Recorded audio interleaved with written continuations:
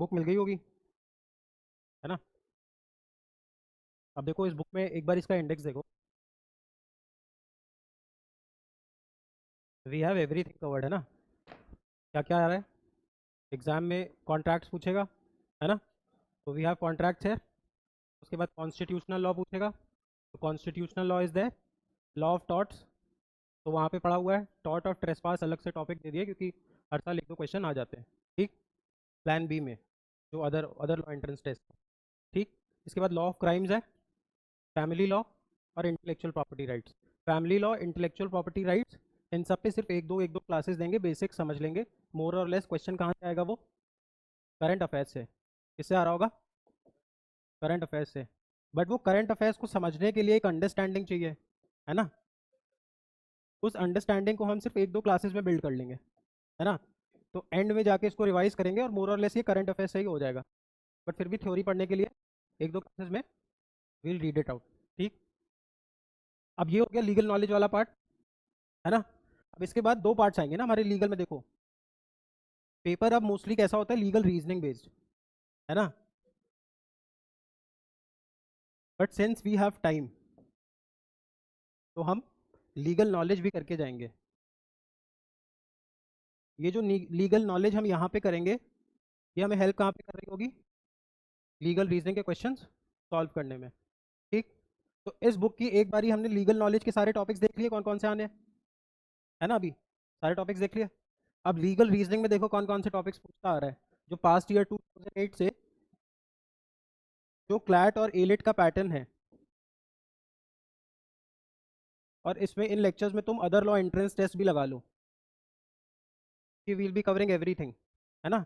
हम बेस से शुरू करेंगे और क्लैट और एलिट पे ले जाके कंसेप्ट को एंड करेंगे। तो लीगल रीजनिंग के जो क्वेश्चंस हैं वो कहाँ आने, क्लैट एलिट में आने मोस्टली। बट क्लैट का प्रीवियस ईयर देखोगे तो लीगल नॉलेज भी पूछता था।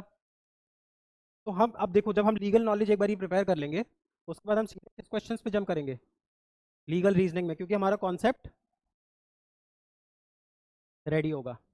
लीगल नॉलेज के थ्रू कॉन्सेप्ट रेडी करेंगे और उसके बाद उसको इम्प्लीमेंट कहाँ करेंगे, लीगल रीजनिंग में। अब देखो लीगल रीजनिंग में क्वेश्चन कहाँ कहाँ से आते हैं, कॉन्ट्रैक्ट से आता है, कॉन्स्टिट्यूशनल लॉ से आता है। सुजल गो get your book, so you have it, go take one to just read it in the class and then give it back, है ना। लीगल रीजनिंग में कॉन्ट्रैक्ट्स है, कॉन्स्टिट्यूशनल लॉ है ना, और टॉर्ट्स है, क्राइम्स है। इंडस्ट्रियल डिस्प्यूट एक्ट पे एक दो सवाल आए हैं, बट वो इंडस्ट्रियल डिस्प्यूट एक्ट जैसे सवाल भी कहाँ से सॉल्व हो जाएंगे, इंडस्ट्रियल डिस्प्यूट एक्ट और फैमिली लॉ, है ना, और इंटेलेक्चुअल प्रॉपर्टी लॉ। ये सारी चीजें कहाँ से कवर हो जाएंगी, थ्रू थ्रू करंट अफेयर्स। समझ में आ रहा है। इसके बाद इंटरनेशनल लॉ को भी इसमें ही कवर कर लो।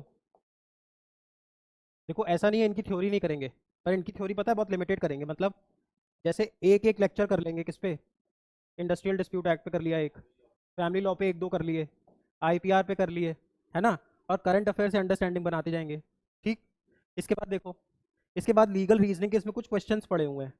जैसे ही हम एक्सरसाइज देखो, एक बारी लीगल नॉलेज, एक बारी लीगल नॉलेज और उसके साथ पैरेलली लीगल रीजनिंग, ये दोनों सॉल्व कर ले जाएंगे। उसके बाद की जितनी बुक सॉल्विंग है वो किसके एंड का काम है, तुम्हारे एंड पे काम है। समझ में आ रहा है। जो पहला टॉपिक है लीगल नॉलेज, फिर लीगल रीजनिंग, ये तुमको एक बार मैं साथ में कराऊंगा, है ना। और ये जितनी ये पूरी बुक क्लैट, जो क्लैट 2008 से क्लैट 2022 टू 2024 2024 तक बेस्ड है ना। तो एक बारी हमें इसकी अंडरस्टैंडिंग बन जाएगी। मतलब इसमें जिस तरीके से क्वेश्चंस आए हैं, हमने उससे एक ग्रेड क्वेश्चन और लगा दिया है, हम इसको सॉल्व कर लेंगे, है ना। और जब तुम ये सॉल्व कर लोगे बुक, तो तुमको अपने आप समझ में आएगा कि ये अपने आप इसमें इम्बाइब्ड था, जो प्रीवियस ईयर क्वेश्चंस था। समझ में आ रहा है। उसके बाद प्रैक्टिसिंग करना है, ठीक। कॉन्स्टिट्यूशन को बुक से स्टार्ट करते हैं, सो दैट सिलेबस पता चले कहाँ तक सिलेबस हुआ है ना। क्योंकि हैफ हैजर्ड में it will take a lot of time, और मैं ये चाहता हूँ कि तुम लोग एक डेढ़ दो महीने में क्वेश्चंस लगाना स्टार्ट कर लो। देखो ये खोलो चैप्टर 3 कॉन्स्टिट्यूशनल लॉ, है ना। देखो पहली लाइन में वो ये बोल रहा है कि constitutional law is one such area constitutional law is one such area which is tested in both legal knowledge and legal reasoning. तो हमको इसके फैक्ट्स भी तैयार करने हैं और कॉन्सेप्ट भी। डिफरेंस समझो, जब सिर्फ लीगल रीजनिंग के क्वेश्चन आते हैं किसी टॉपिक से, तो वहां पे तुमको एक बारी कॉन्सेप्ट समझना होता है, and then you start applying concepts. जैसे कॉन्ट्रैक्ट्स, हमने टॉर्ट्स के भी एक दो लेक्चर किए हुए हैं। जैसे टॉर्ट्स, टॉर्ट्स को याद थोड़ी करना है, टॉर्ट्स को समझना है, अपने इलस्ट्रेशंस बनाने हैं, ज़्यादा से ज़्यादा क्वेश्चन सॉल्व करने हैं। मैं टॉर्ट्स भी इसी को रेफरेंस लेके पढ़ा रहा था, समझ में आ रहा है। बट कुछ ऐसे कॉन्सेप्ट्स होते हैं जिसमें ये यू रिक्वायर फैक्ट्स ऑल्सो। अब क्वेश्चन तुमसे जैसे प्रीवियस ईयर में उसने पूछ लिया कि let's say president of India resigns. अब जब वो रिजाइन करेंगे तो वो अपना रेजिग्नेशन किसको देंगे? Now this is something which is not under concept. ये तुम्हें आता होगा या नहीं आता होगा, है ना, कि प्रेसिडेंट को ओथ कौन दिला रहा है ना, या प्रेसिडेंट की मान लो उसके टेन्योर के बीच में डेथ हो जाए, है ना, रिजाइन कर दे, प्रेसिडेंट इम्पीच हो जाए, मतलब रिमूव, तो प्रेसिडेंट के प्लेस में कौन आ जाएगा? और अगर वाइस प्रेसिडेंट आ जाएगा तो वो क्या रिमेनिंग टाइम के लिए आएगा या फुल 5 ईयर के लिए आएगा? समझ में आ रहा है? अगर प्रेसिडेंट का सीट वेकेंट है तो कितने टाइम में मिनिमम इलेक्शन कराना ही कराना है? अगर प्रेसिडेंट के इलेक्शन में कोई डिस्प्यूट आ गया तो डिस्प्यूट सुप्रीम कोर्ट जाएगा, हाई कोर्ट जाएगा, या प्राइम मिनिस्टर के पास जाएगा? अगर प्रेसिडेंट को किसी लीगल मैटर पे सुप्रीम कोर्ट से कुछ एडवाइस लेनी है तो is the supreme court bound और नॉट? समझ में आ रहा है? ये क्वेश्चंस कैसे हैं? फैक्ट्स। और फैक्ट्स के लिए तुमको लीगल नॉलेज होनी चाहिए और उसके लिए तुमको टाइम देना पड़ेगा। मतलब हमको ये चीज़ पेशेंस के साथ रीड करनी है। इसके 10 pages, torts 10 pages might take us only 2 hours, but इसके 10 pages might take us 10 hours. समझ में आ रहा है? कॉन्सेप्ट यहाँ पे बिल्ड करना है, साथ में फैक्ट्स भी करने हैं, एंड वी गॉट टाइम। इसको करने में 10 घंटे में भी हो जाएगा। हम कुछ नहीं करेंगे। अगर देखो मैं तुमको ऐसे पढ़ाने जाऊंगा तो मैं तुमको बहुत कुछ पढ़ाने लगूंगा, हो सकता है वो तुम्हारे एग्जाम के लिए रेलिवेंट ना हो, है ना। समझ में आ रहा है? तो हम डिसिप्लिन रहेंगे और स्टिक किससे करेंगे? इस मटेरियल से। हमारा एंड गोल है कि लीगल क्लासेस के बाद we have command over this, we have command over this book.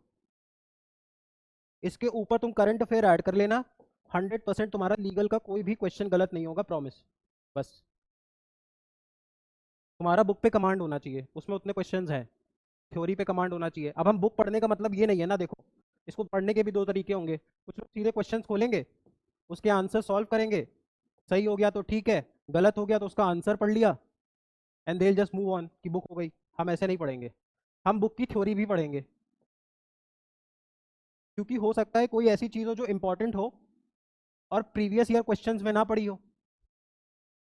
और क्वेश्चंस की तो लिमिटेशन है ना, तुमको 50 क्वेश्चंस दे देंगे मैक्सिमम। जो यहाँ पे थ्योरी लिखी है वो भी तो पास्ट ईयर एक्सपीरियंसेस से ही लिखी हुई है ना, कि ये पूछ सकता है या ये पूछा गया है। ये 100% श्योरिटी है। इस बुक को कंप्लीट कर लो, फिर अपना अपडेट को लीगल का क्वेश्चन विल 100% तुमको सारे क्वेश्चन फेमिलियर लगेंगे। ठीक, कोशिश करनी है जब हम बुक पढ़ेंगे तो मैं बीच बीच में तुमको कुछ पॉइंटर्स बताऊंगा, है ना, वो पॉइंटर्स नोट कर लो। और जब रिवीजन करना तो बस ये मेक श्योर कर लेना कि ये पॉइंटर्स भी तुमको याद हो। समझ में आ रहा है? क्योंकि सारी चीज़ें बुक में दे देंगे फिर मेरा काम क्या है? ऐसा नहीं इसमें सारी चीज़ें हैं नहीं, बट तुम्हारे लिए ईज तो यहीं से होगा ना। अगर उसमें कुछ कुछ एक्स्ट्रा बन सकता होगा तो मैं तुमको बता दूंगा। ठीक, चलो पहला देखो, पहला लाइन क्या लिखा हुआ है, देखो, constitution is the prime law of the land, है ना। पहले इस लाइन को समझ लो, constitution is the prime law, prime law of the land मतलब anything that is happening in this country India, या कोई भी कंट्री, किसी का भी कॉन्स्टिट्यूशन हो सकता है। पहले कॉन्स्टिट्यूशन समझो क्या है। कॉन्स्टिट्यूशन का एक बेसिक सा मतलब है a power map, a power map. जैसे ज्योग्राफी का मैप होता है, वर्ल्ड मैप होता है, वैसे ही ये समझ लो कि एक देश है या कोई भी देश है, एक स्टेट है। अब स्टेट क्या है? एक बड़ा एस होता है स्टेट, और एक छोटा एस होता है स्टेट। ये वाला स्टेट होता है यूपी बिहार, यूपी महाराष्ट्र। ये स्टेट एक पॉलिटिकल कॉन्सेप्ट है। स्टेट मतलब any place that has community, मतलब पॉपुलेशन, और क्या चाहिए उसको? टेरिटरी, है ना? टेरिटरी हो गया ना वो, सोवरेनिटी, और एक गवर्नमेंट। ये चार चीजें चाहिए। अब एक स्टेट है, कोई भी दुनिया में कोई भी स्टेट है, उसका अपना एक पावर मैप होगा ही। हो सकता है कोई कंट्री में डिक्टेटरशिप हो, सऊदी अरेबिया है मान लो, है ना? तो अब सऊदी अरेबिया, वहां पे कौन सी फैमिली है? असद फैमिली है शायद, है ना? देखना, कोई हाउस ऑफ असद है, जो भी हाउस ऑफ असद है शायद। तो अभी मान लो वो फैमिली रूल कर रही है, ठीक। अब वहां पे भी एक पावर मैप तो होगा ना। सऊदी का किंग सारे डिसीजन तो लेता नहीं होगा। तो कॉन्स्टिट्यूशन का ये बिल्कुल मतलब नहीं है कि डेमोक्रेसी है। Constitution can exist in a dictatorship also. समझ पा रहे हो इस बात को? कॉन्स्टिट्यूशन का ये मतलब बिल्कुल नहीं है। बहुत लोग अज्यूम करते हैं कि if a country has a constitution it is a democracy. नहीं, हो सकता है कोई डिक्टेटरशिप हो, और उस डिक्टेटरशिप ने भी अपना एक पावर मैप बना रखा है कि मेरा कंट्री ऐसे गवर्न होगा। तो वहां पे भी तो कॉन्स्टिट्यूशन है। समझ में आ रहा है? पक्का? अब कॉन्स्टिट्यूशन दो फॉर्म का हो सकता है, या तो रिटन या फिर अनरिटन। दोनों में डिफरेंस क्या है?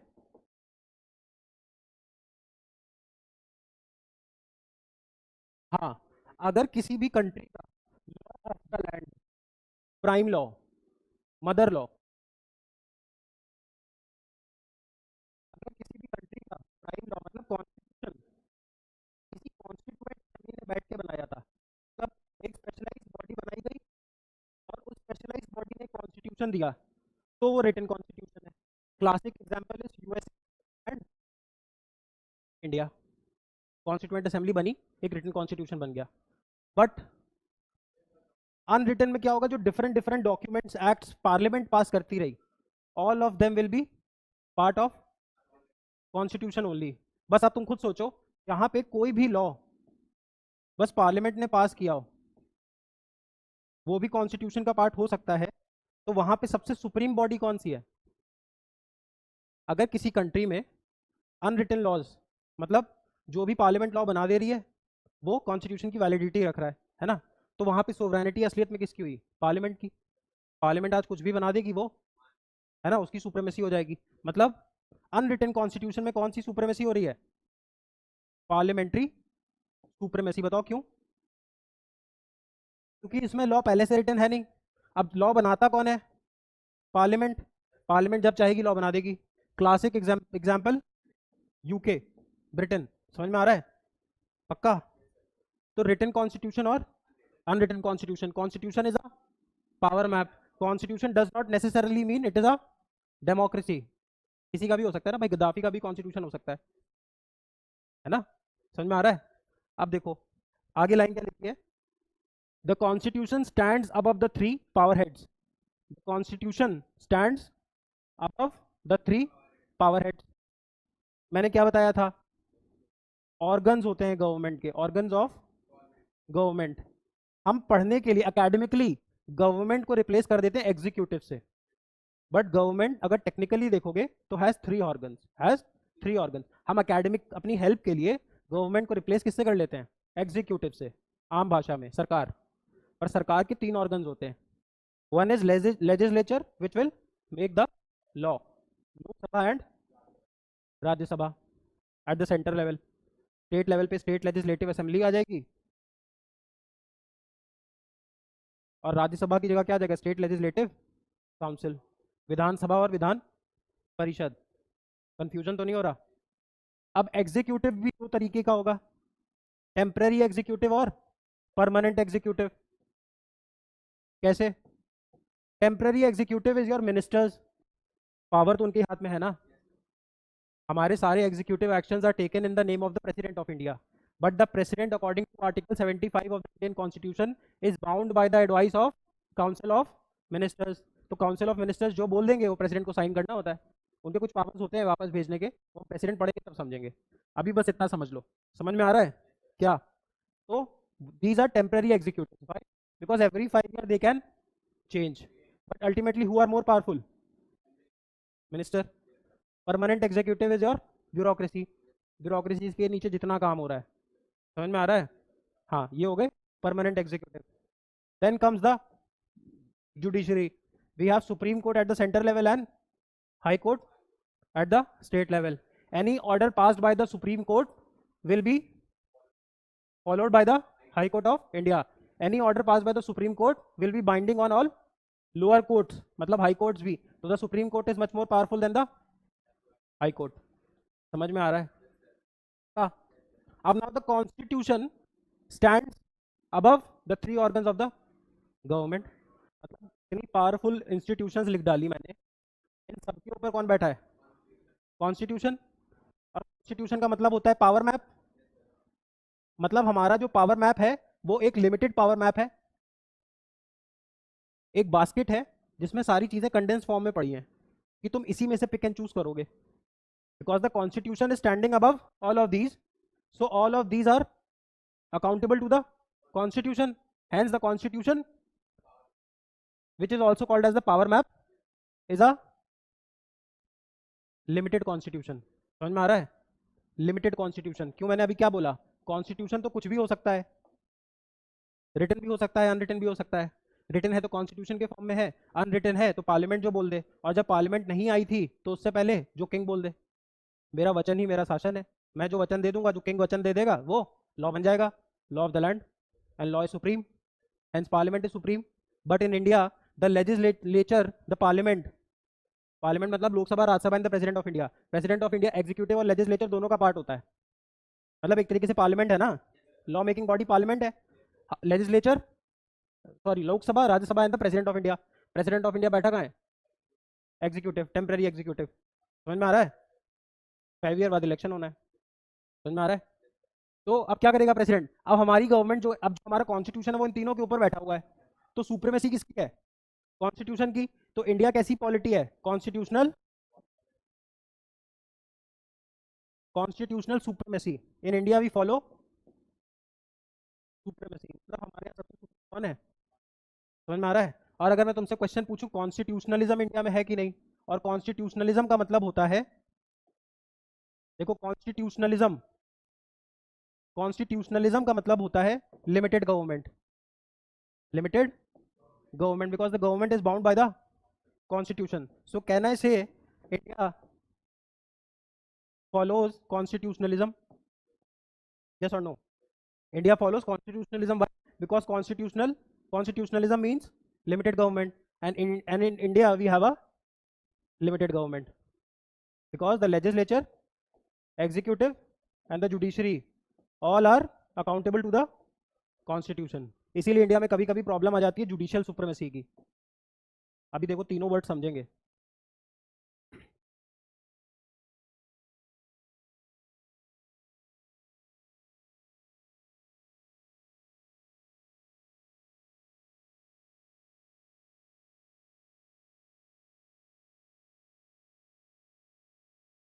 इस समय most of the countries 2 part में डिवाइडेड है।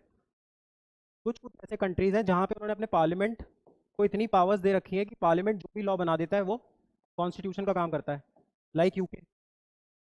तो UK parliament, UK follows parliamentary supremacy, the parliament is supreme. समझ में आ रहा है? समझ में आ रहा है? क्योंकि देखो ऐसा रीजन देते हैं वो लोग, उनको ये, उनका ये मानना है कि वहाँ के जो सिटीजन हैं, ब्रिटिशर्स हैं, वो अब इतना डेवलप हो चुके हैं कि they know whom to choose, whom to choose. और जो हमारी डेमोक्रेसीज हैं वो रिप्रेजेंटेटिव डेमोक्रेसी है। कैसी डेमोक्रेसी है? Representative democracy. क्यों representative? Because we send our नेता लोग, तो वो रिप्रेजेंट करने जाते हैं। ब्रिटेन में भी कौन सी डेमोक्रेसी है? रिप्रेजेंटेटिव। दुनिया में अधिकतर रिप्रेजेंटेटिव है। You can not accommodate everyone. कुछ कंट्रीज हैं जैसे स्विट्जरलैंड, वहाँ डायरेक्ट डेमोक्रेसी है, they ask their people on every issue. समझ में आ रहा है? अब ये अपने आप को ये मानते हैं कि इतने डेवलप्ड हैं कि ये रिप्रेजेंटेटिव्स को चूज करेंगे वो इतना सेम माइंडेड है कि we can rely on the parliament, कि भाई आप जो बना रहे हो वो हमारे भले के लिए बना रहे हो, नहीं बना रहे हो कि मैं चेंज कर दूंगा, है ना। अभी कॉन्स्टिट्यूशनल सुप्रीमेसी में क्या हुआ, हमारे फोर फादर्स को जो हमारे एक्सपीरियंसेस थे वो अच्छे नहीं थे, ब्रिटिशर्स अल्टीमेटली रूल्ड अस, है ना। फिर इंडिया बहुत, देखो लेगेसी इतनी अच्छी कुछ थी नहीं, है ना।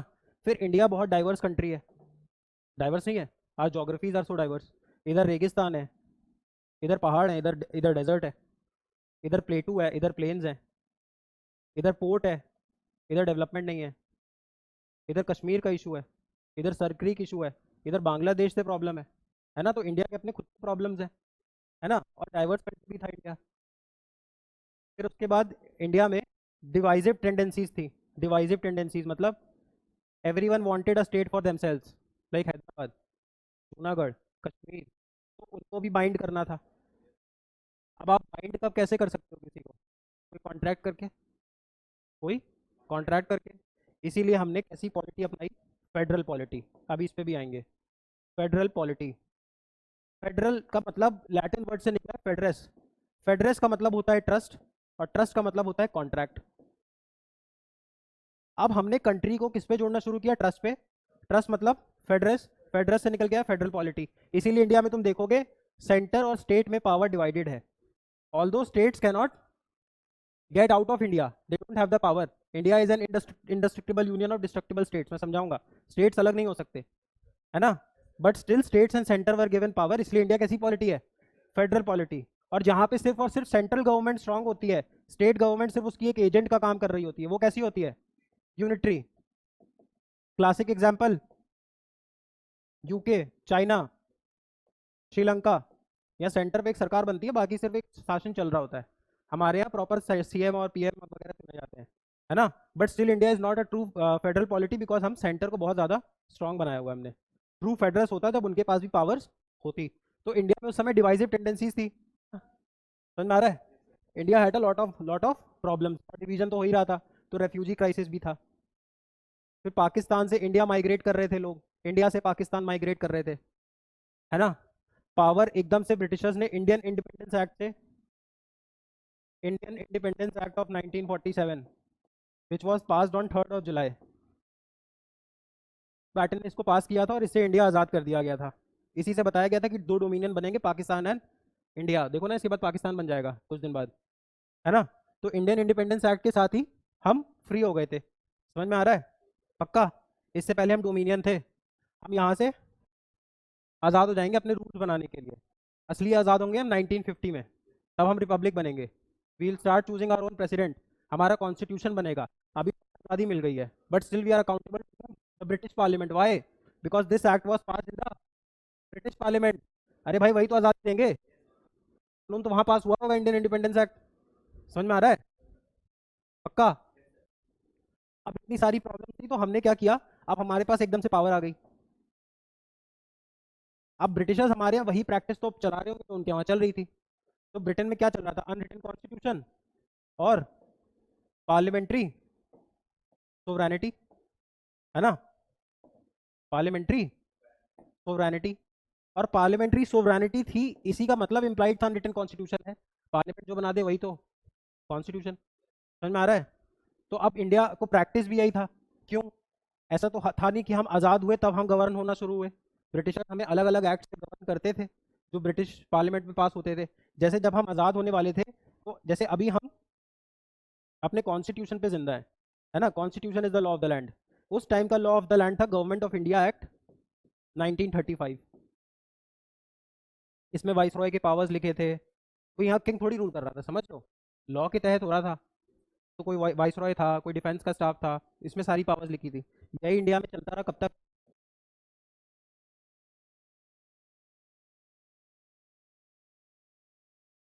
समझ में आ रहा है। अब इतनी सारी प्रॉब्लम्स थी, बट हमें आदत किसकी थी, इस सिस्टम की, जो अभी हमारे यहाँ प्रेसिडेंट कर रहा है वो उस टाइम वाइस रॉय करता था, समझ में आ रहा है। बस वाइस रॉय के पास डायरेक्ट पावर्स थी, और लोकसभा जैसी चीज़ें, राज्यसभा जैसी चीज़ें तभी बन चुकी थी, एकदम से थोड़ी 47 के बाद लोकसभा बन गई, समझ में आ रहा है। एक सिस्टम था पार्लियामेंट्री, इसीलिए हमको ये आदत थी, तो हमने पार्लियामेंट्री सोवरेनिटी को चुना। पहले तो हमने ये पिक एंड चूज कर लिया कि भाई हम पार्लियामेंट को पावरफुल बनाएंगे, तो पार्लियामेंट को पावरफुल बनाएंगे because parliament ultimately has the highest democratic mandate, मतलब पार्लियामेंट को भेजा किसने है? People, and ultimately the people has to have the power. Democracy का मतलब ही क्या है? Democracy and cracy means power, power in the hand of people. Ultimate aim of a democracy is that the power should be concentrated, like distributed amongst the people। तो भाई people ने ही तो parliament बनाया हुआ है, so let us keep the parliament supreme। but problem कहाँ आई? India में इतने सारे डिवाइसिव टेंडेंसीज थी, everyone wanted to serve their own interest, एक नेशनल यूनिटी नहीं आई थी। अच्छा, what was the only uniting factor जो हम एक कंट्री बन गए?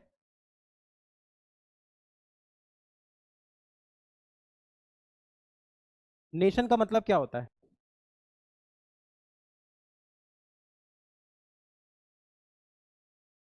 नेशन एक आइडियोलॉजी में बिलीव करेगा। when they'll start believing in an ideology, ideology का मतलब एक, one religion, one culture, one language. इसलिए तुम देखोगे यूरोप में नेशन स्टेट का कॉन्सेप्ट आया, इटली आया, जर्मनी आया, फ्रांस आया, ये सब लैंग्वेज पे ही तो आ रहे थे, शेयरिंग द सेम कल्चर, है ना। इसलिए नेशनलिस्ट से बेटर वर्ड होता है पेट्रियट, क्योंकि तुम जैसे ही अपने आप को नेशनलिस्ट बोलोगे, मतलब ultimately you are believing in this concept, and this is a very extreme concept. समझ में आ रहा है? पक्का? पेट्रियट क्या होता है? Patriot will not believe in all of this. Patriot will just have love for his country, उसका नेशन स्टेट जैसा कुछ बिलीव नहीं होता है। समझ में आ रहा है? Nationalist and patriot. What made India a nation state? Madras के आदमी का कल्चर पंजाब के आदमी से तो मिलता ही नहीं है भाई, ये यूनिफाई क्यों हो गए? हाँ, यहाँ मराठाज आर कम्प्लीटली डिफरेंट, यहाँ पे मैसूर हुआ करता था, कम्प्लीटली डिफरेंट। यहाँ कर्नाटक नाम की जगह थी, यहाँ पे अवध था, यहाँ बंगाल था, यहाँ मेवाड़ था, यहाँ बुंदेलखंड, यहाँ रोहिलखंड, ये था इंडिया। तो ये यूनाइट कैसे हो गए? Ultimately Britishers manage to capture all of these areas. जैसे उन्होंने सबसे पहले बंगाल जीत लिया थ्रू प्लासी एंड बक्सर, 1765 तक वो बंगाल जीत चुके थे, है ना। बंगाल के बाद उन्होंने जीता Mysore, by 1800 they were able to win over Mysore, Tipu Sultan वाला एरिया। देखो ये कड़क उनके अंदर, ये बंगाल इनके अंदर। और बंगाल उस समय मोस्ट फर्टाइल रीजन हुआ करता था दुनिया का, क्यों? यहाँ से देखो गंगा नदी आती है, यहाँ से ब्रह्मपुत्रा नदी आती है, इस रिच डेल्टा था, फर्टाइल लैंड था। और उस टाइम पूरे वर्ल्ड प्रोड्यूस का अराउंड 22% एग्रीकल्चर इस एरिया से हुआ करता था। तो Bengal was the richest province back then दुनिया में। उन्होंने 65 में बंगाल जीत लिया, मैसूर जीत लिया 1800 तक, ये भी आ गया। बाय 1820 मराठास जीत लेंगे वो। और यहाँ पैरेलली मुगल तो कमजोर हो ही चुके हैं, मुगल्स का तो अलग ही चैप्टर है, वो तुम्हें पढ़ना ही नहीं है। मुगल्स तो अपने आप दिल्ली में ही बस रह गए थे। अब देखो, फिर उसके बाद 1820 तक ये जीत लिया है, फिर 1840s तक they were able to win Punjab also, ये पूरा एरिया इधर पाकिस्तान वाला पंजाब वगैरह भी। 1860s तक they were able to win over Sindh, ये सिंध वाला रीजन जो इस समय, क्योंकि अनडिवाइडेड इंडिया है ना, उस समय अनडिवाइडेड इंडिया है। बंगाल तो वो जीत ही चुके थे, इधर ट्राइबल्स थे, तो वो फॉरेस्ट वगैरह प्रोड्यूस के लिए जाते थे, और क्रिश्चियन मिशनरीज वगैरह भेजना, है ना। और उधर छोटे छोटे ट्राइबल रिवोल्ट्स होते थे, बड़े बड़े एम्पायर्स इधर थे। अब जो जो जैसे मुगल्स वर गेटिंग वीकर, तो मुगल्स में जो मजबूत हुआ उसने अवध अपने लिए ले लिया। समझ में आ रहा है? किसी ने हैदराबाद ले लिया, पहले मुगल्स थे, फिर Mughal started becoming weaker and weaker, तो जो उनके कमांडर्स होते थे उनको वहाँ भेजते थे। Back then Facebook Instagram satellite तो थी नहीं। अब तुमने दिल्ली से किसी को अपने नाम से भेजा वॉर करने, उसको पता चला तुम वीक रूलर हो गए हो, तो उसने अपना खुद का हैदराबाद बना लिया, किसी ने अवध बना लिया। अब by 1856 they were able to win over Awadh also, governance के ग्राउंड पे। अब यहाँ पे झांसी वासी ले लिया डॉक्ट्रिन ऑफ लैप्स से। हैदराबाद को देवर एबल टू डिफीट बहुत पहले ही 1800 के आसपास इन्होंने सब्सिडरी अलायंस कर लिया था हैदराबाद से। इसलिए देखो हैदराबाद का जो रूलर था वो रिच था, क्योंकि वो सर्वाइव कर गया। समझ में आ रहा है? क्योंकि वो सबॉर्डिनेशन भी करते थे ना, अगर तुम मेरी बात मान रहे हो, है ना, तो तुमको मैं रूल करने दूंगा। They wanted to make more and more economic profits, है ना। उस इकोनॉमिक प्रॉफिट के लिए उनको पॉलिटिकल पावर चाहिए था, क्योंकि देखो होता क्या था, ट्रेड करते थे, जब वो ट्रेड करते थे तो इंडिया से कुछ लेके जाते थे और यूरोप में सेल करते थे, बट इंडिया को तो एक्सचेंज में वो गोल्ड सिल्वर कॉइन्स दे रहे थे ना, तो इंडिया का तो फॉरेन एक्सचेंज बढ़ रहा था। अल्टीमेटली उनको क्या पता चला कि भाई देखो मैं ये सामान ले जाता हूँ, गुड ले जाता हूँ, और बदले में मेरा क्या हो रहा है, गुड गोल्ड सिल्वर और कॉइन्स कम हो रहे हैं। तो why not capture political power है। पॉलिटिकल पावर आ जाएगी तो टैक्स कलेक्शन का पावर आ जाएगा। टैक्स कलेक्शन इन्हीं के पैसों से होगा, सिटीजन्स के पैसों से, इन्हीं के पैसे से इन्हीं का गुड खरीदूंगा, and I make more profit. अभी मैं 100 रुपए का बेच रहा हूँ, 80 रुपए तुमको देके जा रहा हूँ, अब मैं वो 100 रुपए भी तुमसे ही कमा रहा हूँ। समझ में आ रहा है? ये चीज़ हो रही थी, इसलिए ये पॉलिटिकल पावर लेना शुरू करेंगे। Now the Britishers started ruling all across India. जहाँ पे राजा बात मानता था वहाँ पे रियासत चलती रही, जैसे जोधपुर, हैदराबाद, उनके देखो जिन्होंने लड़ाई करी, जैसे 1856 में, अभी यहाँ पे मिस गवर्नेंस के ग्राउंड पे जहाँ पे हम खड़े हैं लखनऊ में, तो 1856 तक Nawab Wajid Ali Shah was ruling over us. ये जो इमाम बाड़ा वगैरह बना हुआ है, रूमी गेट वेट सब ठीक है, बहुत पुरानी बात थोड़ी है, अभी 200 साल भी नहीं हुए। ही वॉज रूलिंग ओवर अस, है ना। अब पूरा वो घेर चुके थे ब्रिटिशर्स, है ना, बहुत सारे उनके डॉक्ट्रिन्स हैं। अब उन्हें पता था we can take Awadh any time we want to. तो इन्होंने यहाँ पे बोल दिया कि भाई is not able able to govern well, तो मिस गवर्नेंस के ग्राउंड पे अवध को अनेक्स कर लिया। किसने? अवध को किसने अनेक्स कर लिया? ब्रिटिशर्स ने, लॉर्ड डलहौजी के टाइम पे 1856 में। तभी 1857 में जब रिवोल्ट होगा तो Begum Hazrat Mahal will fight for Lucknow, for Awadh, but ultimately 1857 war कौन जीत गया था? ब्रिटिशर्स। तो यहाँ पे तब से कौन रूल कर रहा है? ब्रिटिशर्स। समझ में आ रहा है?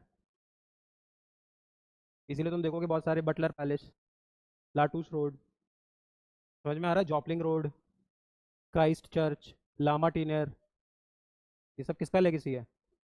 ब्रिटिशर्स। रूमी दरवाज़ा, इमाम बाड़ा, मुगल्स, है ना। समझ में आ रहा है? अब भाई एक बात बताओ, कहना नहीं चाहिए बट एक बात बताओ, ब्रिटिशर्स सबको लात मार रहे थे, सबको लात मार रहे थे ब्रिटिशर्स। और ये तुम सबको पता है कि ब्रिटेन में इंडस्ट्रियल रेवोल्यूशन आ चुका था, है ना।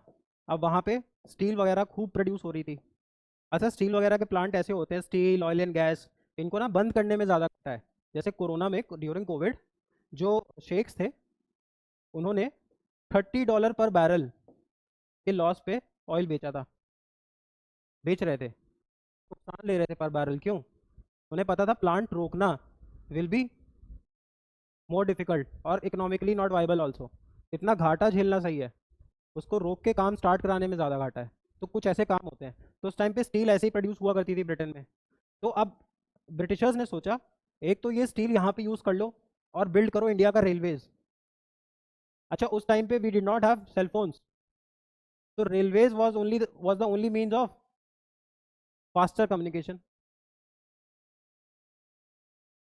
मैं यहाँ पे रूल कर रहा हूँ, मैंने देखा यहाँ पे रिवोल्ट हो गया, कुछ किसानों ने रिवोल्ट कर दिया, भेज दिए यहाँ पे ट्रूप्स, ट्रेन से वेपन्स भेज दिए।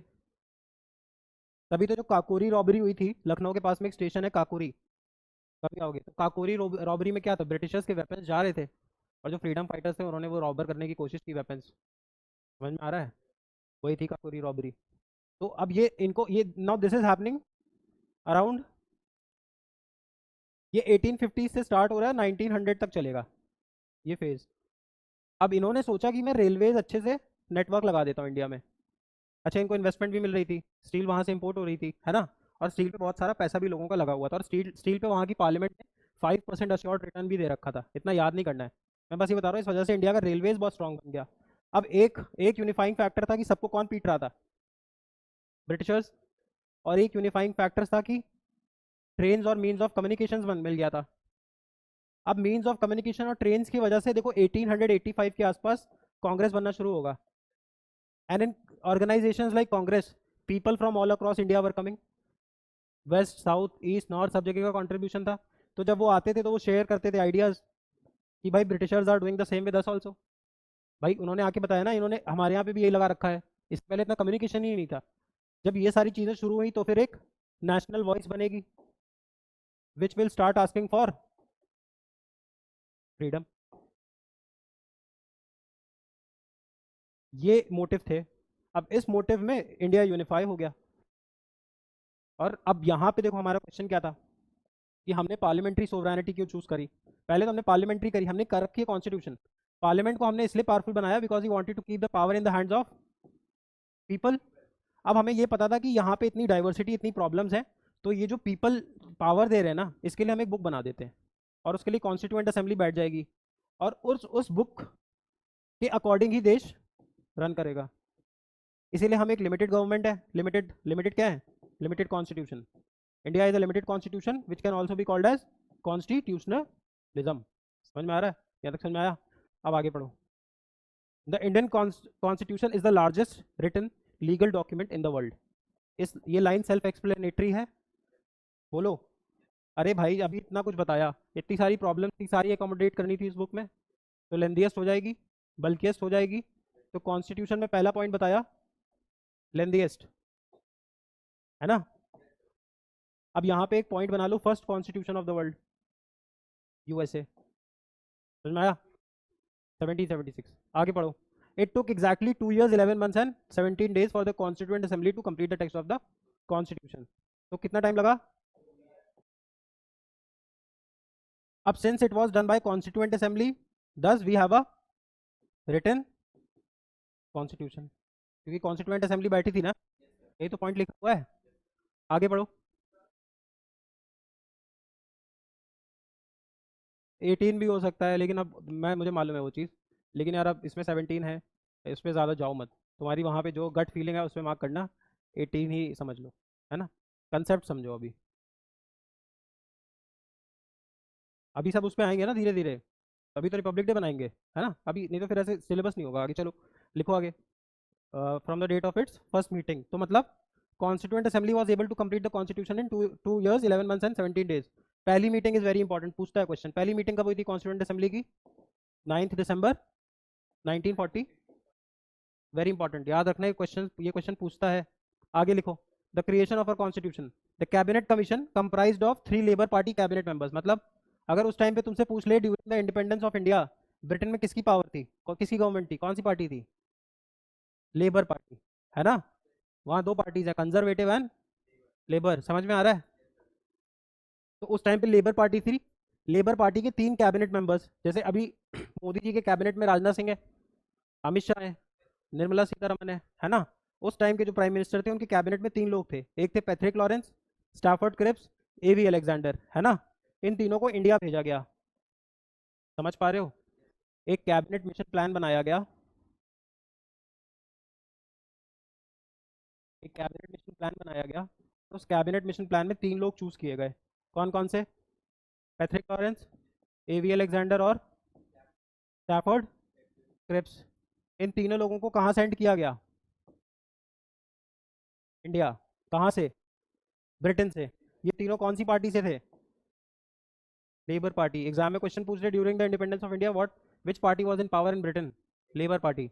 समझ में आ रहा है? ये तीनों कहाँ से थे? लेबर पार्टी से। तो ये तीनों इंडिया है और इन्होंने डिस्कस किया, मुस्लिम लीग से डिस्कस किया, कांग्रेस से डिस्कस किया कि भाई कैसे बनाना है तुमको अपना कॉन्स्टिट्यूशन।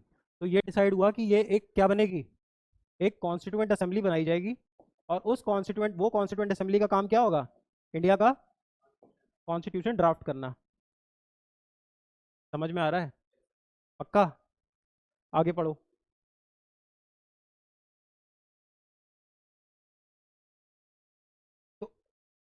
तो ठीक है। The interim government was set up under Pandit Nehru. अब इंटरिम गवर्नमेंट वर्ड क्यों आ रहा है? ये देखो, इधर देखो, इंडियन इंडिपेंडेंस एक्ट 1947 के बाद आजाद हो 3 जुलाई, और कॉन्स्टिट्यूशन बनने में टाइम लगेगा। जब कॉन्स्टिट्यूशन बनेगा तब इलेक्शन कमीशन बनेगा, जब इलेक्शन कमीशन बनेगा तभी तो जनरल इलेक्शन होंगे, जब जनरल इलेक्शन होंगे तभी तो प्राइम मिनिस्टर बनेगा। लेकिन उस टाइम के लिए, इस टाइम से जनरल इलेक्शन इंडिया में पहली बार हुए 1951 में। मेरी बात समझो। कैबिनेट मिशन प्लान आया, एवी अलेक्जेंडर आए, स्टैफोर्ड क्रिप्स आए और पैट्रिक लॉरेंस आए। तीनों कौन सी पार्टी से आए? लेबर पार्टी से आए। तीनों किस काम के लिए आए? कि इंडिया का कॉन्स्टिट्यूशन कैसे बनाना है। तो इन सब ने डिसाइड किया कि कॉन्स्टिट्यूएंट असेंबली बनेगी, है ना। अब कॉन्स्टिट्यूएंट असेंबली बनेगी तब कॉन्स्टिट्यूशन बनेगा। जब कॉन्स्टिट्यूशन बनेगा तब इलेक्शन कमीशन बनेगा, इलेक्शन कमीशन बनेगा तब इलेक्शन होंगे, इलेक्शन होंगे तब लोकसभा बनेगी, लोकसभा का जो पार्टी लीडर होगा वो पीएम बनेगा, फिर पीएम पोर्टफोलियो बांटेगा, तब तो गवर्नमेंट चलेगी ना यहाँ से। लेकिन भाई कॉन्स्टिट्यूएंट असेंबली बैठ तो गई, और इंडियन इंडिपेंडेंस एक्ट कि हम तुमको छोड़ के जा रहे हैं, वो 3 जुलाई को पास कर दिया है। अब 3 जुलाई 1947 से कॉन्स्टिट्यूशन जब तक फोर्स में नहीं आएगा, या इलेक्शन जब तक नहीं होंगे, इलेक्शन 1951 तक नहीं होंगे, है ना, तो 2 लोग चाहिए, तो इस बीच कोई गवर्नमेंट चलाने के लिए चाहिए ना, तो इंटरिम पीएम किसको बना दो, नेहरू जी को, है ना। एक क्वेश्चन और समझो, इस बीच इंडिया का कॉन्स्टिट्यूशन कौन बना रहा है, साल 11 महीने 18 दिन में कौन बना रहा है, असेंबली। अरे पूरी टीम की बात करोगे ना, मैं तुमसे बोल दूं वर्ल्ड कप इंडिया को कौन जिता रहा है, तुम एक आदमी का नाम नहीं लोगे ना, इंडियन क्रिकेट टीम लोगे, टीम था ना, टीम वर्क। वो तो अभी बाद में पढ़ने के लिए पढ़ेंगे ड्राफ्टिंग कमेटी, इस टाइम पे काम कौन कर रहा है, कॉन्स्टिट्यूंट असेंबली, उनके बिहाफ पे ही तो काम कर रहे हैं अम्बेडकर जी, तो कॉन्स्टिट्यूंट असेंबली ये काम कर रही है। अब कॉन्स्टिट्यूंट इस बीच कई कानून भी बनाने पड़ेंगे, देश चलाना है ना, ब्रिटिशर्स तो चले गए, तो ये जो कॉन्स्टिट्यूंट असेंबली है इसके 2 काम हो जाएंगे, ये क्वेश्चन पूछता है। पहला काम होगा कॉन्स्टिट्यूशन बनाना, एक मीटिंग करेगा जिसमें वो कॉन्स्टिट्यूशन बनाया करेगा, और जब वो कॉन्स्टिट्यूशन बनाता था तो जो उन कॉन्स्टिट्यूंट असेंबली के प्रेसिडेंट थे वो राजेंद्र प्रसाद जी थे, आगे जाके वो इंडिया के पहले प्रेसिडेंट बनेंगे।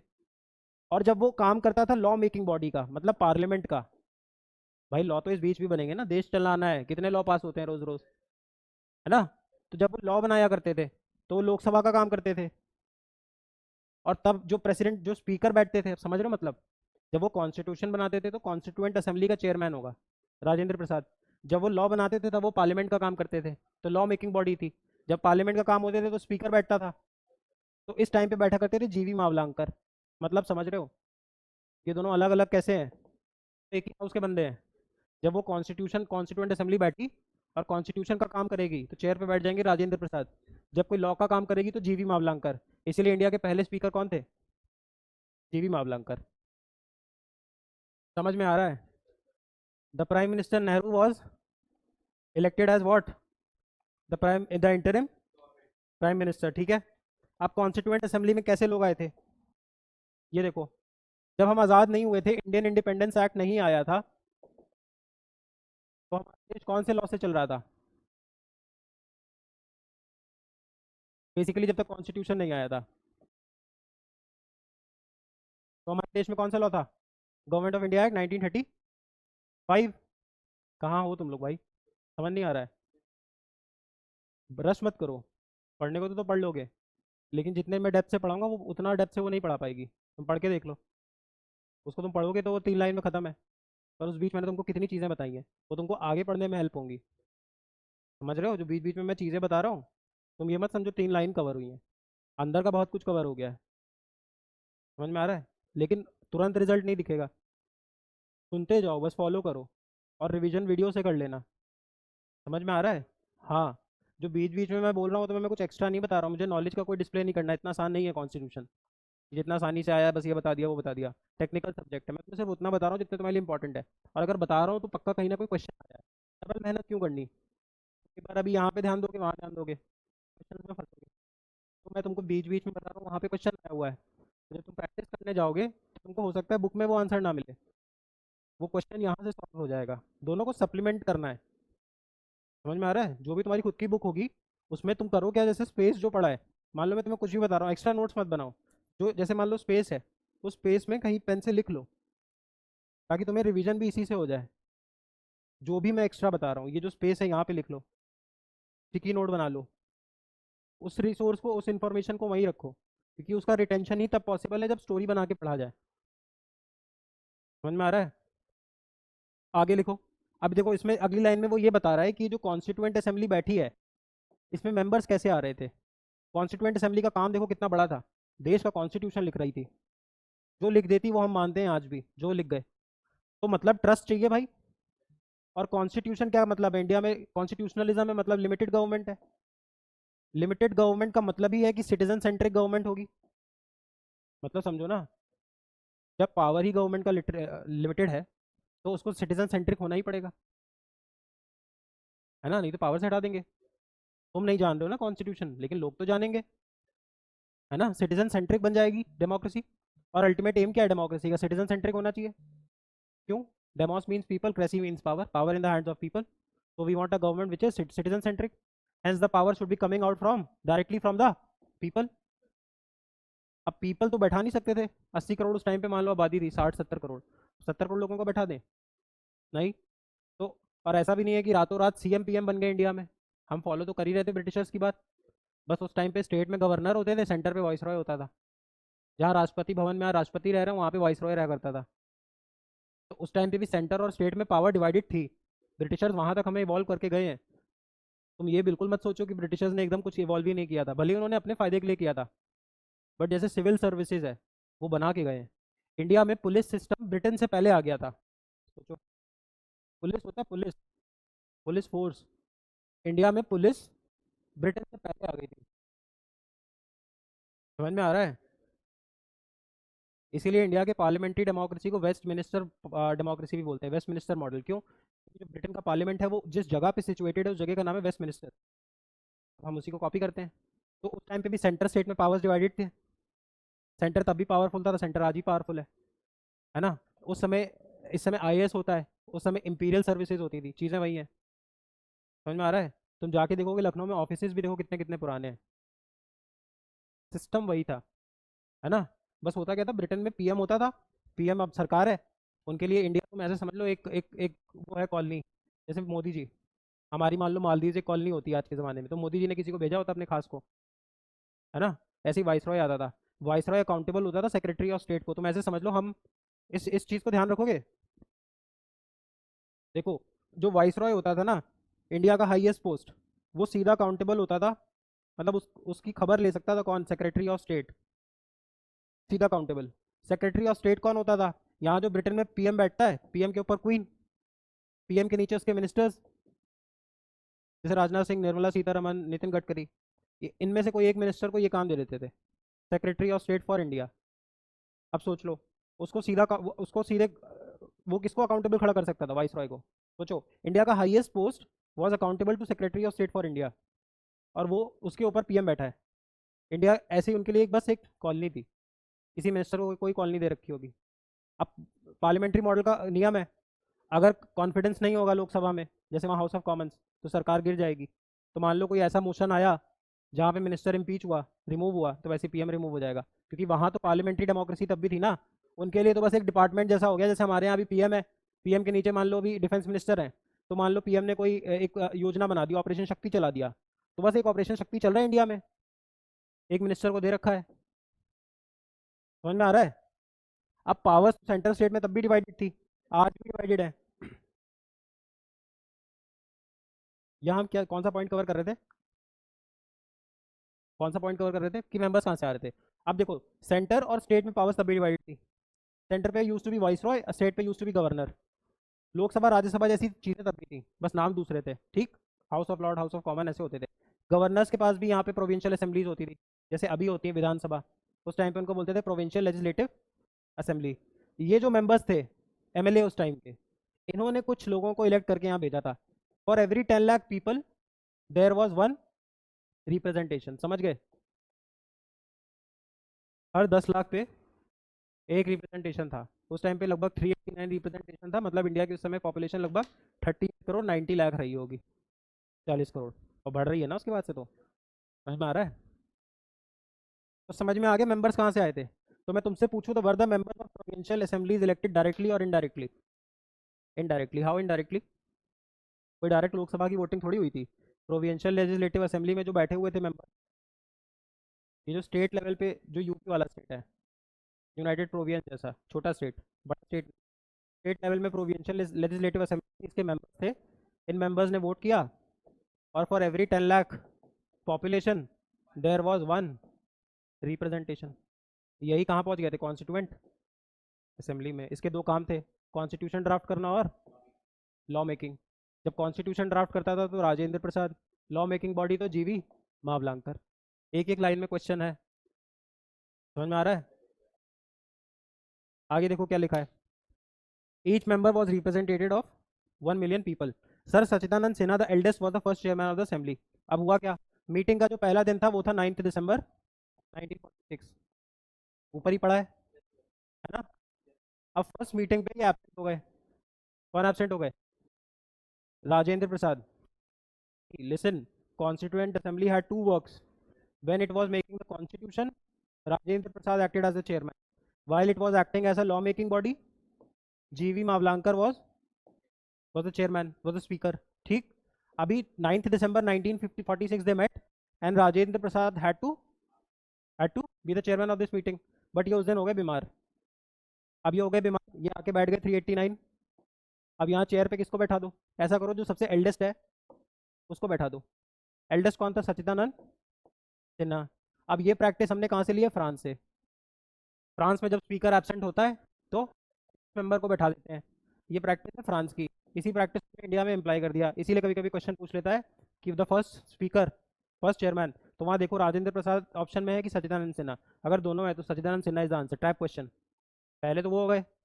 सेकंड ट्रैप क्वेश्चन वो पूछता है कि सच्चिदानंद सिन्हा को बैठाया हुआ था तो वो एल्डेस्ट थे, यहाँ तक बच्चे पढ़ते हैं, बट वो प्रैक्टिस कहाँ से ली थी? फ्रांस से।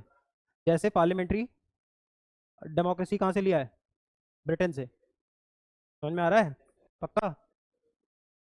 आगे लिखो, doctor Rajendra Prasad however elected the permanent chairman letter.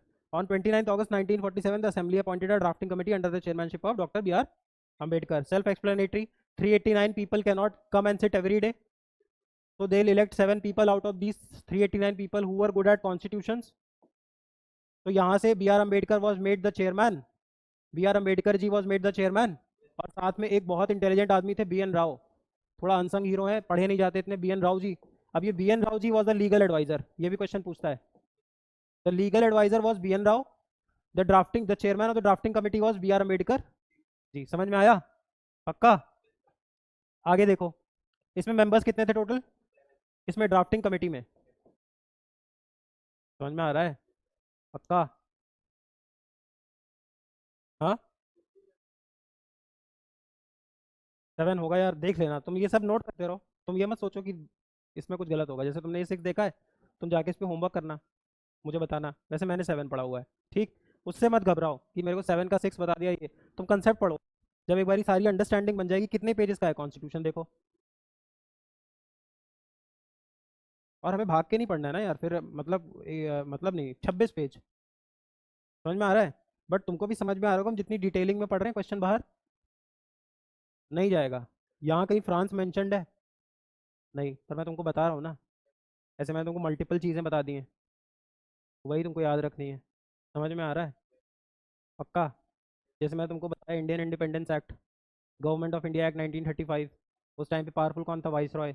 Vice Roy was accountable to the secretary of state. ये क्वेश्चन ऐसा नहीं आए नहीं हुए हैं, ये सब क्वेश्चन आए हुए हैं। समझ में आ रहा है? चलो आगे, डॉक्टर राजेंद्र प्रसाद हो गया, बी आर अम्बेडकर हो गया, बी एन राव हो गया। अब इसमें देख लो, फाइनली कितने मेंबर्स ने साइन किया? 284। ऐसा क्यों हो रहा है? इलेक्ट कितने हुए थे? कॉन्स्टिट्यूंट असेंबली का आइडिया किसने दिया था? कैबिनेट मिशन प्लान ने। कैबिनेट मिशन प्लान में 3 लोग, पैट्रिक लॉरेंस और एलेक्जेंडर और क्रिप्स। याद रखना है, ये मैं 50 बार इसलिए नहीं बोल रहा हूँ कि मुझे मज़ा आ रहा है, ये पूछता है सारी चीज़ें। समझ में आ रहा है? ये तीनों बैठते थे, लेबर पार्टी के थे, कैबिनेट मिशन प्लान से 389 आए। अब ये आए कब थे? अगस्त 1946 के आसपास, अभी बताया था। तो उस टाइम पे पाकिस्तान कहाँ बना था? हाँ, तो उस टाइम पे पाकिस्तान कहाँ बना था? उन्होंने तो कैबिनेट मिशन की बात की थी कि इंडिया के लिए कैबिनेट कॉन्स्टिट्यूशन बनेगा, जो कॉन्स्टिट्यूंट असेंबली बनाएगी। अब 389 में से लगभग 90, 89 और 4, 93 चले गए पाकिस्तान।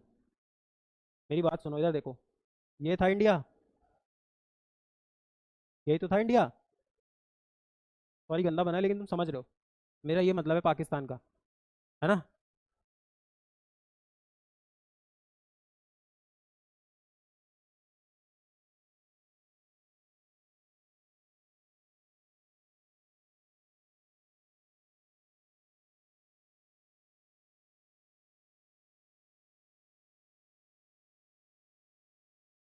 ये था इंडिया। अब ये कुछ पाकिस्तान चला गया, कुछ इधर बांग्लादेश चला गया। अब पूरे के लिए 389 थे, सारी चीज़ें डिवाइड हुई, जो हमारा बैंक बैलेंस था वो भी डिवाइड हुआ। इंडिया कुछ पैसे पाकिस्तान को दे भी नहीं रहा था, तो गांधी जी अनशन पे बैठ गए थे, तभी तो नाथूराम गोडसे ने गोली मार दी थी। डिफेंस की चीज़ें भी डिस्ट्रीब्यूट हुई। All the resources which the British India had were distributed between India and Pakistan. तो भाई ये 389 भी तो बटेंगे। इसमें से 296 रिमेन्ड इन इंडिया और बाकी के 93 वेंट टू 296 में बताऊंगा 12 कहाँ गए। 296 remained in India and 93 went to Pakistan. अभी 296 में ये तो आए थे, जिस दिन कॉन्स्टिट्यूशन साइन हुआ वो कितने दिन बाद हुआ? 2 साल 11 महीने 18 दिन। क्या सब जिंदा रहे होंगे? समझ पा रहे हो? तो साइन कितनों ने किया? 284। हर कोई पहुंचा भी नहीं होगा, कितनी भी बात होगी, एक दो एबसेंट हो गए होंगे, एक दो ने नाराजगी में नहीं आए होंगे, कुछ की डेथ हो गई होगी। Ultimately 284 signed the constitution. चलो आगे। Accordingly November 26 is observed as law day. मतलब देखो, हाँ, हम 9 दिसंबर को बैठे थे बनाने 1946 में, हमने अपना कंप्लीट कर लिया काम 26 नवंबर 1949 में, है ना? अंबेडकर जी ने जाके ये दे दिया जवाहरलाल नेहरू जी को हाथ में कि ये लो भाई, हो गया आपका कॉन्स्टिट्यूशन तैयार। तो जवाहरलाल नेहरू जी ने बोला हम इसके कुछ प्रोविजंस तो आज से इंप्लीमेंट कर दे रहे हैं, कुछ प्रोविजन आज से इंप्लीमेंट कर दे रहे हैं, बट यार ऐसा करो, इतना वेट किया है, 2 महीने और वेट कर लो।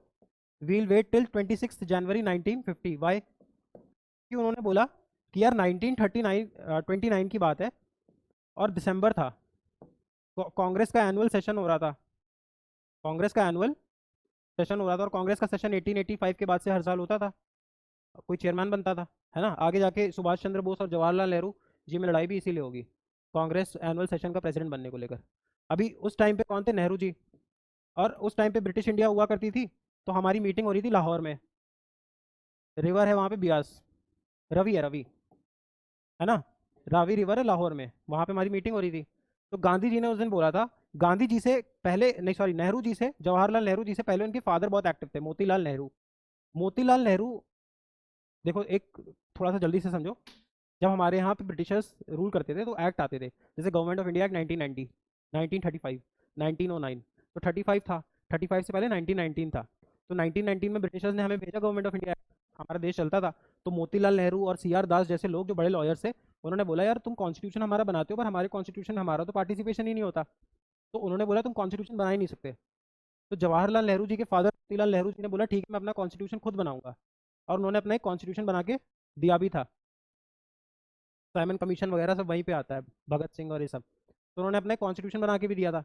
बट मोतीलाल नेहरू जो थे, वो डोमिनियन स्टेटस मांग रहे थे, मतलब हम अपने इंटरनल काम खुद कर लेंगे, देश हमें हमारा चलाने दो, हमारे फॉरेन रिलेशंस डिफेंस वगैरह तुम देख लेना, गिव अस डोमिनियन स्टेटस, मतलब हम तुम्हारी सोवरेनिटी मान लेंगे, बट इंटरनल अफेयर्स में वी आर फ्री।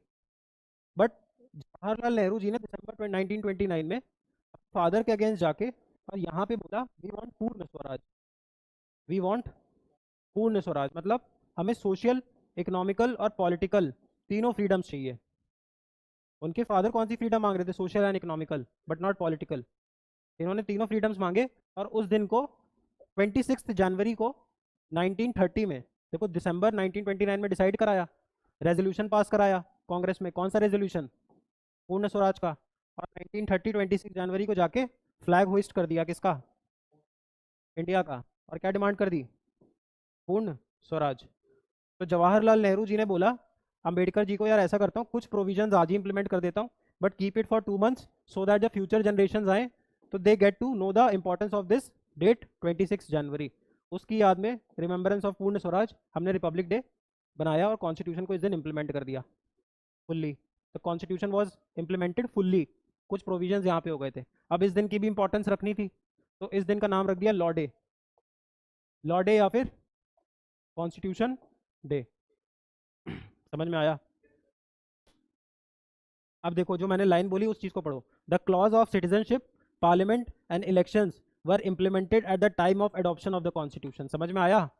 एडॉप्शन किस दिन हुआ है? ये एडॉप्शन, अरे अडॉप्ट कर लिया है ना, इस दिन इनैक्ट हुआ है। एडॉप्शन और इनैक्टमेंट में अंतर होता है, नहीं समझ में आ रहा है? अगर तुम प्रियम्बल पढ़ोगे तो प्रियम्बल में भी लिखा हुआ है अडॉप्ट। इस दिन अडॉप्ट तो कर ही लिया है, कुछ प्रोविजंस इंप्लीमेंट भी कर दिए हैं, कुछ प्रोविजंस इंप्लीमेंट कर दिए हैं, like elections, like parliament, citizenship. पर बोला यार पूरा कॉन्स्टिट्यूशन कब इनेक्ट करेंगे? समझ में आ रहा है? पक्का? एडॉप्शन और इनैक्टमेंट। एडॉप्शन हुई है 26 नवंबर 1949, इनैक्टमेंट हुआ है 26 जनवरी 1950। समझ में आया? अब ये देखो पूर्ण स्वराज वाली बात लिखी है, the day was chosen because the resolution of Purna Swaraj Lahore session National Congress on 26 January 1930। यही तो लिखा है। ये वाला पार्ट कंप्लीट। आगे देखो, it is also important to note that the constituent assembly adopted the national flag on. ठीक है, इसमें कुछ याद करने की जरूरत, ये तो खुद से याद करना है कि भाई नेशनल फ्लैग जुलाई 22। और स्टेट एम्बलम, हमारा स्टेट एम्बलम क्या है? Sail iron galloping horse bull and. अब देखो यहाँ पे क्या लिखा है, 22 जनवरी 1940, 47 को क्या हो गया है? National flag. और उसके आगे क्या लिखा हुआ है? 22 जुलाई। उसके आगे लिखा हुआ है क्या? State emblem. हमारा स्टेट एम्बलम क्या है? अशोका पिलर। अब उसमें एक क्वेश्चन पूछता है कि उसमें कौन कौन से एनिमल्स हैं, एनिमल लिखे हुए हैं, याद कैसे करोगे? भेल, B for bull, H for horse, E for elephant, L for lion. समझ में आ रहा है? यही तो लिखा हुआ है ना? Bull, horse, elephant and lion. ठीक है, और ये अडॉप्ट कब हुआ था? ये याद करने का काम तो अब तुम्हारा ही है ना? The national anthem was adopted by the constituent assembly on January 20। National anthem कब हुआ? 24 1950।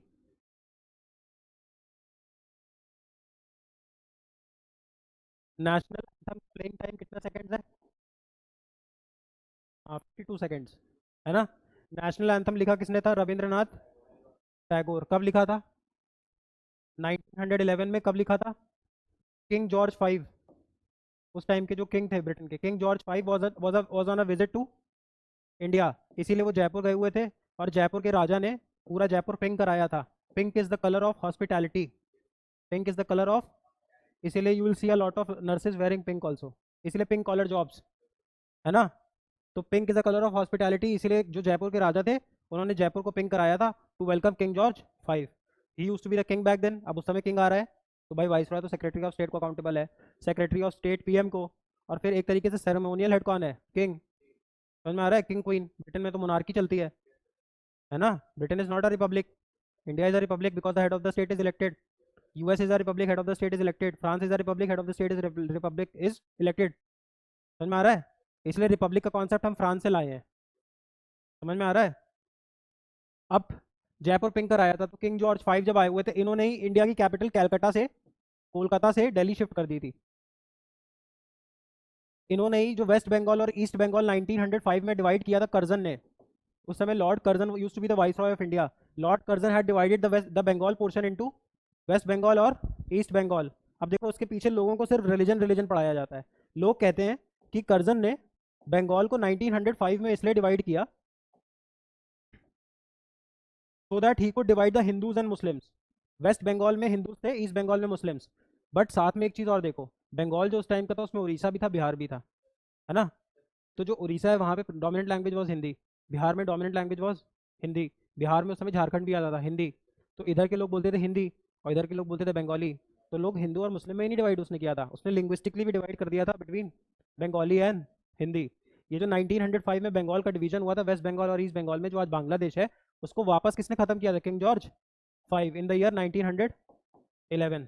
उन लोगों को पता था कि कोलकाता में, अब देखो ना ये स्वदेशी वगैरह हो रहा था, कोलकाता में नेशनल मूवमेंट तेज हो रहा है, तो शिफ्ट कर दिया कैपिटल कहाँ पे? दिल्ली। अब किंग जॉर्ज 5 आए थे, उन्हीं के गुणगान करने के लिए जनगण मन वॉज रिटन।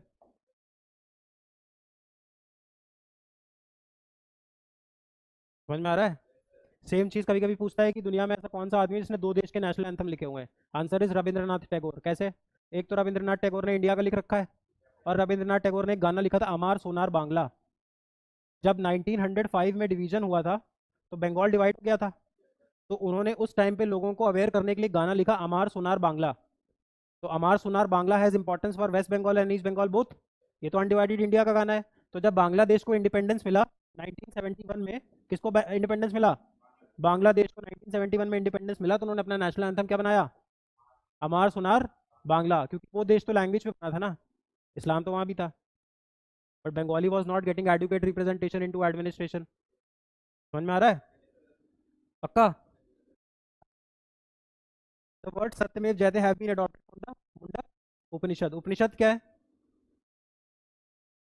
देखो बुद्धिज्म में बहुत सारे टेक्स्ट हैं। बुद्धिज्म में जैसे हिंदूज में गीता वगैरह है, इस्लाम में कुरान है, तो बुद्धिज्म में बहुत सारे उपनिषद लिखे हुए हैं जो है ना, 108 उपनिषद हैं। क्या उपनिषद? समझो बहुत सारे उपनिषद हैं। उपनिषद आर लर्निंग्स ऑफ बुद्धा, तो बहुत सारी लर्निंग्स हैं। तो देयर आर मल्टीपल उपनिषद। उसमें से एक उपनिषद कौन सा है? मुंडका उपनिषद। जैसे बहुत सारी क्रिप्टो करेंसीज हैं, एक क्रिप्टो करेंसी मुझे है, एक क्रिप्टो करेंसी मान लो इथीरियम है। समझ में आ रहा है? एक क्रिप्टो करेंसी बिटकॉइन है। Cryptocurrency is a huge term. Bitcoin is a type of cryptocurrency, Doge is a type of cryptocurrency, Ethereum is a type of cryptocurrency. समझ में आ रहा है? ऐसे Upanishad are multiple. Mundaka is a type of Upanishad. तो मुंडक उपनिषद में एक line लिखी हुई है क्या? सत्यमेव जयते, ट्रूथ अलोन ट्रायम्फ्स। यही तो मतलब हुआ, सत्यमेव जयते। समझ में आया? आगे देखो, the national calendar is based on the Shaka era starting with was adopted by the government of India on March 22, 1957। तो हमारा नेशनल कैलेंडर कहाँ से आया है? शाक एरा से। शाक में बस -57 कर दो, +57, विक्रम संवत। समझ में आ रहा है? आगे चलो, द सोर्सेज ऑफ कॉन्स्टिट्यूशन। आप देखो भैया, 2 साल 11 महीने 18 दिन में क्या पूरा कॉन्स्टिट्यूशन लिख जाएगा? हाँ, लिख जाएगा। जब ये कॉन्स्टिट्यूशन बनाने बैठे कॉन्स्टिट्यूंट असेंबली वाले, इन्होंने पहले तो बुला लिया ड्राफ्टिंग कमेटी को। ड्राफ्टिंग कमेटी में 7 लोग आए। 7 लोगों में उनके हेड थे B R Ambedkar ji. B R Ambedkar ji का साथ निभाने आए बी एन राव। अब इन दोनों ने मिलके काम किया इन सब लोगों के साथ और एक कॉन्स्टिट्यूशन बनाना शुरू किया। अब जब वो कॉन्स्टिट्यूशन बनाने बैठेंगे तो बेवकूफ़ तो है नहीं कि बस लिखते जाओ। They start looking at the,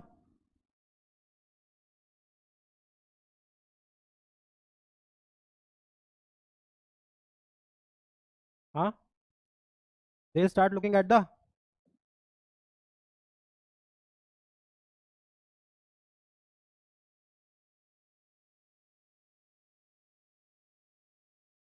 constitution of different parts of the world.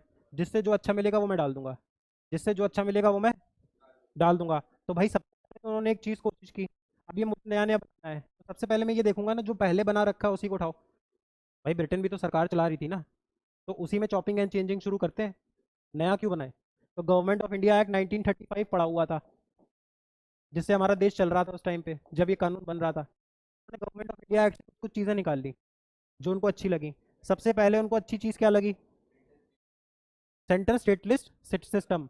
मतलब सेंटर और स्टेट की अपनी अपनी खुद की पावर्स होंगी, इसलिए इंडिया कैसी कंट्री होगा? फेडरल। ठीक।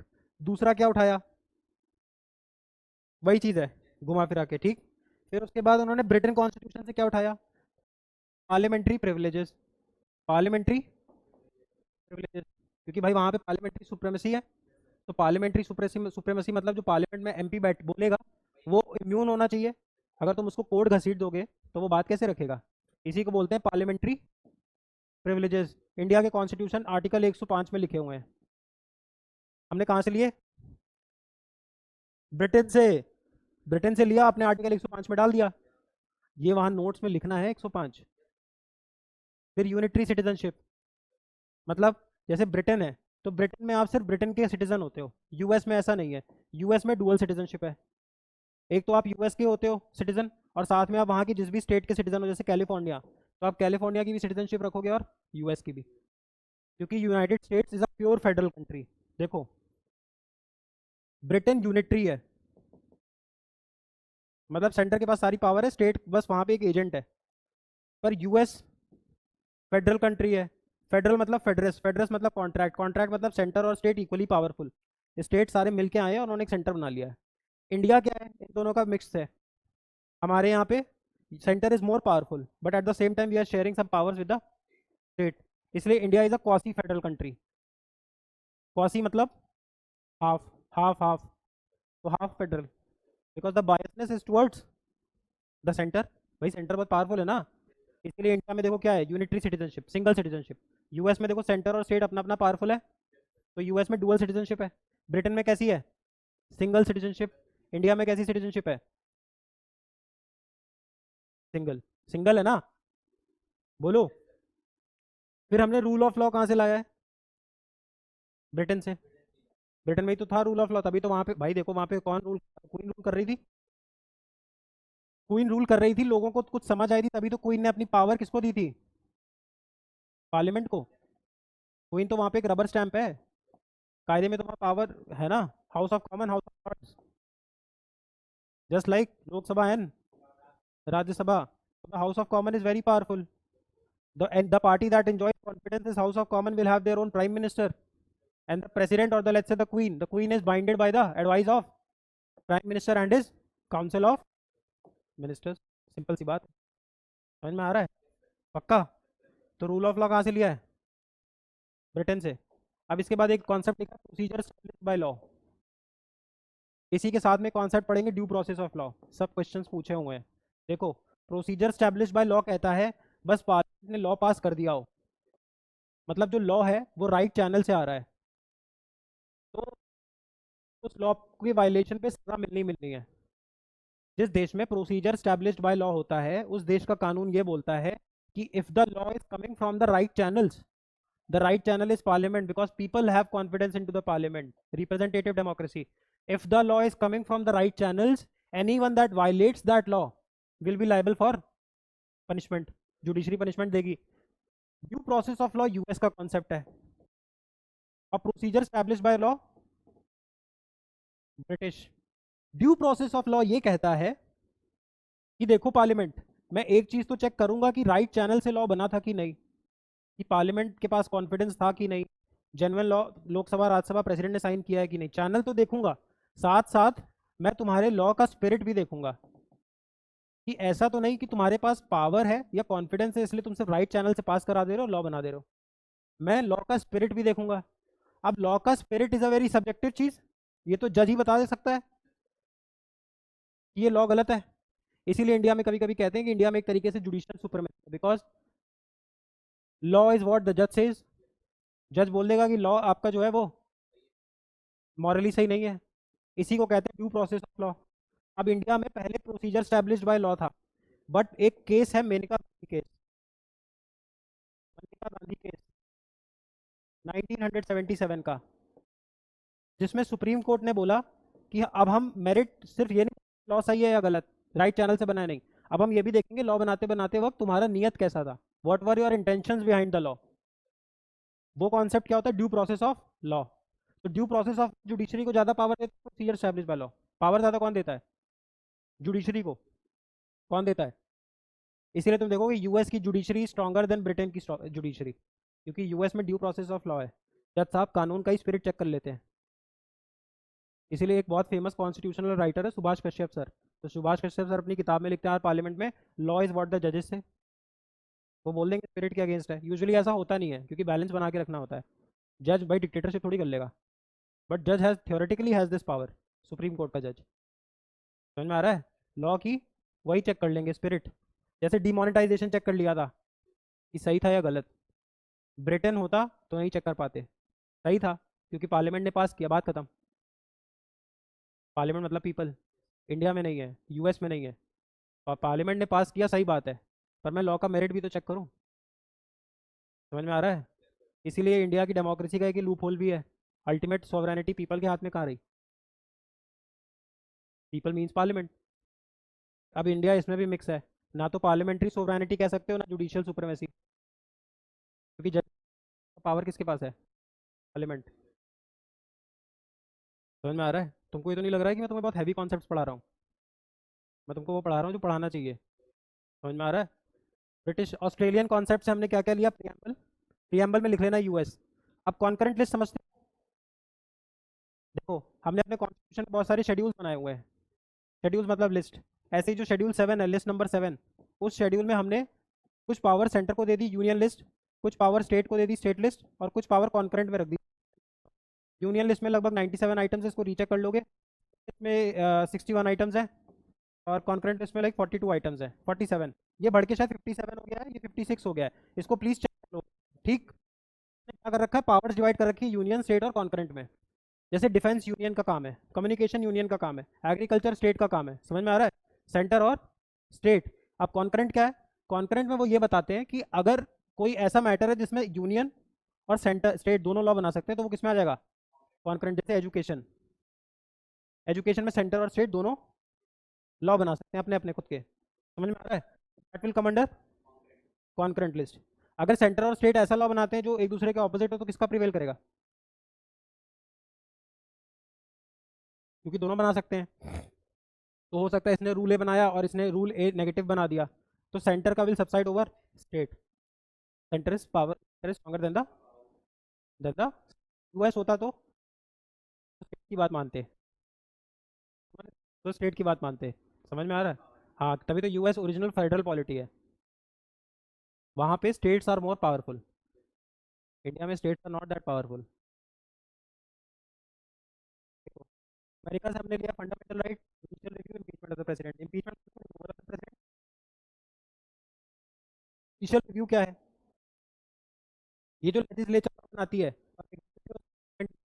अगर इसने लॉ गलत बनाया या इसने इम्प्लीमेंटेशन में कुछ बदमाशी की तो कंप्लेन हाई कोर्ट में करोगे अंडर 226 ले जाओगे। अब ये इसको भी फटकार सकता है, ये इसको भी फटकार सकता है, वो लॉ की स्पिरिट भी चेक कर सकता है, इंटेंशन कर सकता है। इसलिए तुम देखोगे हाई कोर्ट के वीडियो वायरल होते हैं, इसमें वो कलेक्टर साहब को डांट देते हैं, because judiciary has this power, judicial इसके पास रिव्यू करने का पावर होगा। फ्रांस की कॉन्स्टिट्यूशन हमने क्या कर लिया है,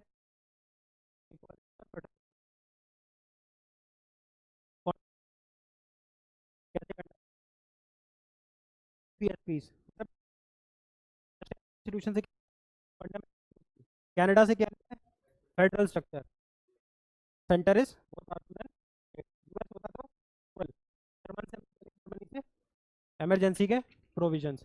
यहाँ तक का कंप्लीट है। नेक्स्ट क्लास में जब भी आओगे तो यहाँ से लेके यहाँ तक का याद होना चाहिए, तभी आगे मूव करेंगे, नहीं तो आगे नॉट मूव। समझ में आया। और देखना, इसको वापस जाके देख लेना, खाली इससे नहीं पढ़ना है, ये सिर्फ इस बेस पर काम करेगा कि हमारा सिलेबस ओवर हो रहा है। अब इसमें भी मैंने तुमको बहुत सारी चीज़ें बताई हैं, वो तुम इसी पेज में लिख लो, समझ में आ रहा है, किसी डिफरेंट कलर से, एक दो कलर के पेन्स खरीद लो, रेड ग्रीन ब्लू, और जो जो मैंने तुम्हें एक्स्ट्रा पॉइंटर्स बताए वो यहाँ पे लिख लो। अगली क्लास होगी तो मैं कुछ फिर एक्स्ट्रा बताऊंगा, वो अपनी बुक में ही लिखते चलो, ठीक है। चलो बाय।